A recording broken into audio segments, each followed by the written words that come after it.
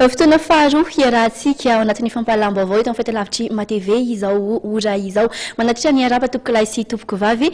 toy ny mazatra moa dia ampahafantarina anao avy hatrany aroa ireo vaovao isany isongadina indreo anatin'izao vaovao ny takarivan'ny talata izao ny fipohan'ny bomba tany États-Unis izay naratran'olona anjatony sy nahafatisan'olona telo isany isongadina ao anatin'ny vaovao ao ihany koa momba ny fampihavanana izay ho ataony FFKM ny fahavalo ambin'ny folo ny volana Aprily ho avy zao sy ny fanehoan-kevitra ireo mpanao politika ao anatin'ity fihaonana ity eo amin'ny lafiny toetrandro kosa mofo dia somary iova kely ny toetrandro eto amintsika ao anatin'ity herinandro ity somary angatsitsika kely indray ny farany herinandro kosa afana indray ny andro manasanao tompoko lahy sy tompoko vavy anaraka ny vaovao atsika hatramin'ny farany ny vaovao avy any ivelany izay indrindra raha mono isantarantsika ny fampahalalam-baovao mioriory indray États-Unis androany satria dia bomba anankiroa no indray nipoaka nandritra ny hazakazaka tao Boston tao Massachusetts telo no maty ary anjatony no naratra vokatra izay fipoahana izay mbola tsy nisy ny laza ona vanina izao loza izao aloha hatretony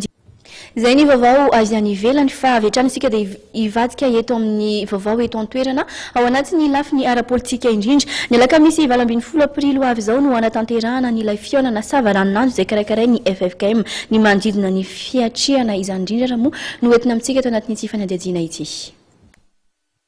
Hatramin'ny 20 taondro teo dia vondrona Septoko 2020 no efa nisoratra anarina ary nanefa ny fandraisana anjarany telo hetsy ariary isaky ny vondrona entina noanana ny dinika savaranonando izay ho karakarain'ny FFKM ho toto-saina eny amin'ny CCI vato ny 20 Aprily avy izao anisan'ny fanampiseho fahavononana indray anjara midinika ny avy amin'ny antoko TGV. Ny FFKM dia anisan'ny ray aman-dreny eto amin'ny firenena. Ny fandaram-potoana nefa dia mbola tsy misy mihitsy voaray ary nandefa soliteny izay nanontany dia hoe voaray ny fandaram-potoana rehefa voalohany vola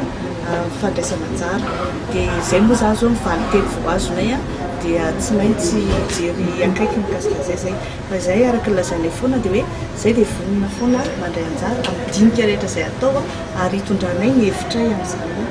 fihaonana izany dia mito zany fa vikarakara zay fa izay vonona ny mandray anjara. Ny malagasy miraisy mifankatiana mamimi tarihan'Andriamatoa Asombola Rakoto Artsiva dia nanamafy ny fandraisana anjaran'izy ireo amin'ity dinika savaranonando izay karakarain'ny FFKM ity androany tao anaty fihaonana tamin'ny mpanao gazety. Marina moa zany fa zay isan'ny name résolution voalohany FFKM makamin'ny volana May taona 2020 momba hoe fampihavanana izay atao satria ny malagasy miraisy mifankatiana zay fihavanana sy fampihavana zay ary misy hetsika samihafa moa nataonay momba zay fampihavana zay fa ny ankatanay zany hoe tsy tokony misy tsony fanemorana ny fifidianana ao anatiny hoe fihaonana hoe fihaonan-doza ao ataony FFKM zany satria tsika efa mijaly vahoaka potika ny firenena mitombo ny tsy fandriam-pahalemana vokatry ny tsy fipetrahany ny fanjakana tena izy na hoe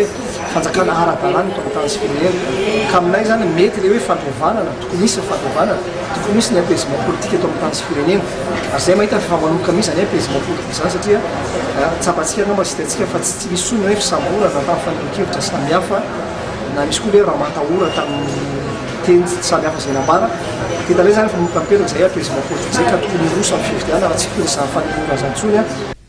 ampiavana amolavolan'ny fivavahana amin'ny krizy ary amaritana foto-kevin-dehibe sy fenitra hoenty misoroka amin'ny fiverimberenan'ny krizy araka ny nambaran'ny filoam-piangonana efatra mitanjona amin'ny dinika izay karakarain'ny FFKM ary ireo vondrona 20 izay efa nihaona tamin'ny CFIP volana Jolay sy Aogositra 2024 no andrasana mandritra ny dinika savaranonando izay atao eny amin'ny CCI vato ny alakamisy ho avy izao.